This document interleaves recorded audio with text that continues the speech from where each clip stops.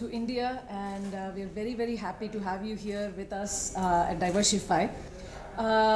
As part of our Inspiring Women Leaders series, we would like to hear about some of your experiences, professional and personal. So could you briefly tell us about your journey? So far, I lived in 11 different countries. And my attitude was, when I graduated from college, the situation wasn't any different than what's happening now globally. That there were a lot of college graduates, but there weren't many jobs available. So I was unemployed and unemployable. So I decided, well, if nobody's going to hire me, I'm going to hire myself, and I'm going to hire other young people. And I believe that as long as I'm doing my best, I'm sure I can figure something out. So with that attitude, every time there's opportunity comes, then I don't mind different countries, different industry. I just give it a try. And most of the time, the amazing thing is, even the industry and country that I don't know anything about, when I do my best, something happens. When I do my best, I figure it out, I learn, I meet interesting people. And so that has been my journey. And it's been great because through the journey, I met interesting people. I had a lot of interesting experience in different countries. So I actually highly recommend it to people. Just instead of saying, no, Leah, that's not my area. No, I don't know anything about it. No, that's not my thing.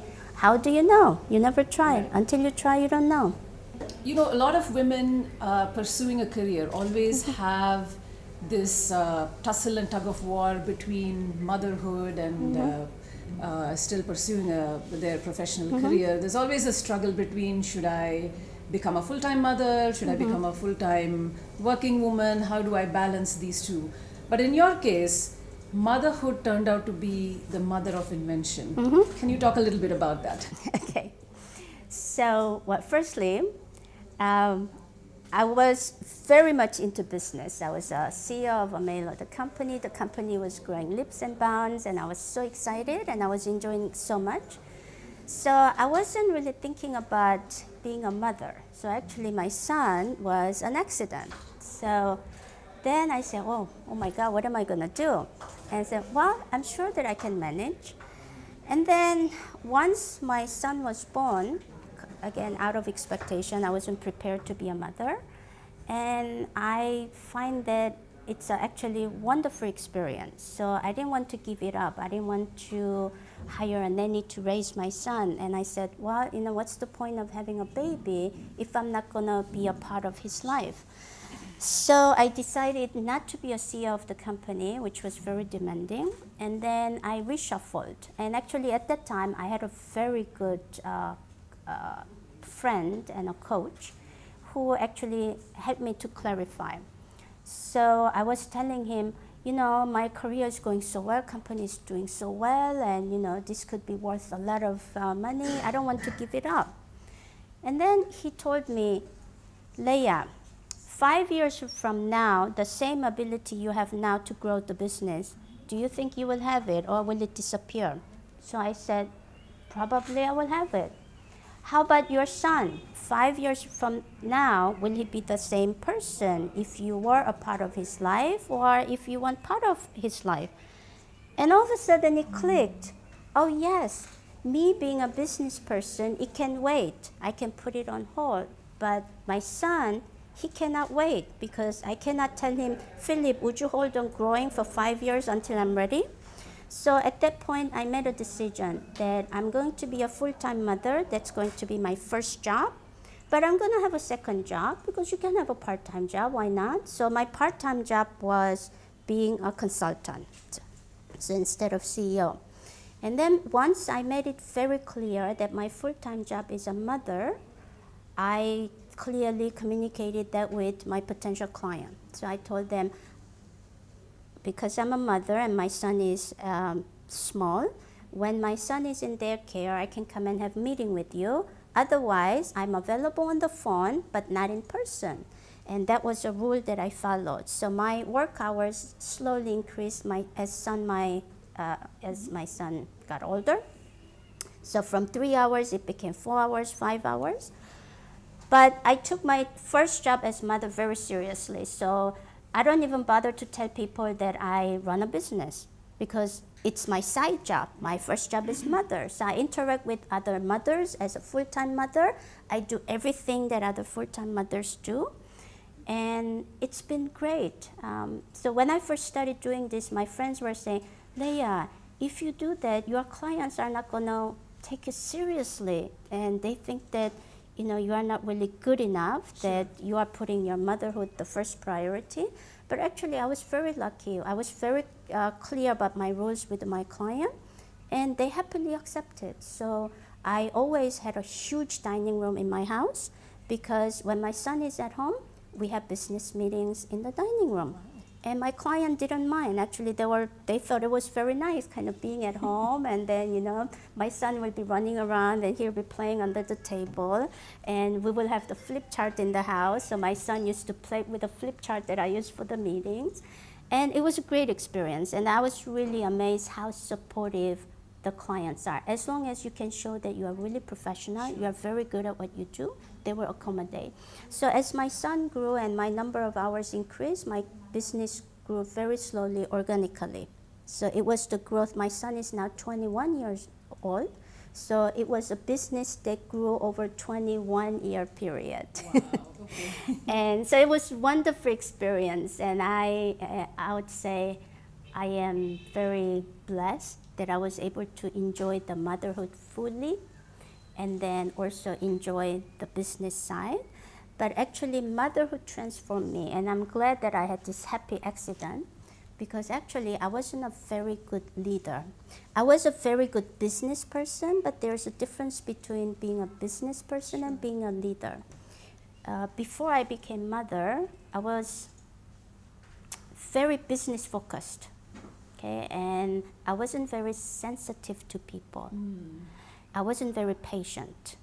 Okay, if I need something, it has to be done right now. It doesn't matter if it's the middle of the night. It doesn't matter if, you know, you have a sick kids at home. It has to be delivered. So I was highly productive, but I cannot say I was a nice person. Motherhood changed me. All of a sudden, after I became a mother, I realized I learned the patience, because, you know, with kids you have to repeat the same things over and over, over and over, over and over. And then my son, who was very challenging, never walking away with yes, always asking why, trained me to be a very good performance manager. And then even in terms of the strategy, you have to prioritize. It gives you clarity, what's important, what's not important that you shouldn't meddle with. So motherhood prepared me to be really, really efficient. So I can achieve the same things that other people achieve in a day in 4 hours, because I know that that's the only time I have. I have to make it work. So I would highly recommend, and it's not just me, I've seen it in other women as well. Actually, women are better at prioritizing. They're a lot more efficient in managing their time, because men have the luxury of being able to call home saying, honey, I will be late because I have to finish this. So for example, for me, I had 2:30 deadline. 2:30, it's non-negotiable, because school doesn't, I cannot call up school saying, I'm so sorry, my meeting is being delayed, and can I pick up my son at 3:30? No, 2:30 I have to go pick him up. Otherwise, my son will be sitting there, school will be closed. So if I have a meeting, I have to be very efficient. I have to finish by 2:30. I have to show up to pick up my son. And in the morning, again, same thing. I cannot make an excuse saying, oh, I couldn't finish the report last night. Can I drop Philip off 2 hours later? I have to drop him off exactly on time at school. So that was very good practice. So I actually would highly recommend women who have a job, don't delay having a baby. It could be the best leadership training that you can ever have in your life. And then you can balance it. And of course, you need a support group around you. You need the support of your spouses, your neighbors, the community, and all that. But these days, you'll be surprised once you open up and openly talk to them, they will support you. Absolutely. So you can have both. So what I recommend you is, when you have kids, find something. It doesn't even have to be a paid job, but something that keep you in the workforce to keep you updated. And then make a rule that don't make it as I will do it when I have time. Make it a rule that, okay, every day for 2 hours, I'm going to do it no matter what. Even when I'm sick, this is a commitment I'm making because this is the investment I'm making for my future career. And so if you can manage that, then it's easier later to come back to the workforce. Okay, so that's one of the reasons that you see starting from middle management, as you said, woman drops. Because once you drop at the middle manager level, you have to come back at the entry level. So there's a less woman at the senior level. But currently, when you look at the global working environment, this is the best time for women to be in the top management position. The reason is it has nothing to do with the woman's equality. Because our management style have changed, our work environment have changed. Absolutely. So in the past, organization was more structured, very hierarchical, and then people follow the command. But today, as you know, especially the millennial workforce, they don't want command style of leadership. Right. They want to be consulted. They want to be a part of the discussion. And they want to also be respected. Even though they don't know what they're doing, they still want to be respected for the little things that they know.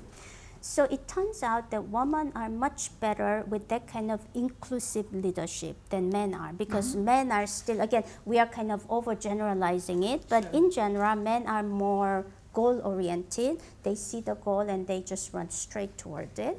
But women tend to be more, inclusive. Let's, how about this, how about that? And because of that, with the current millennial work generation, women are better suited.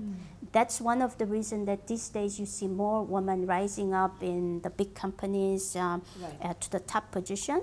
So I would highly recommend women during the pregnancy or while you are raising your kids, try to stay on track with your career.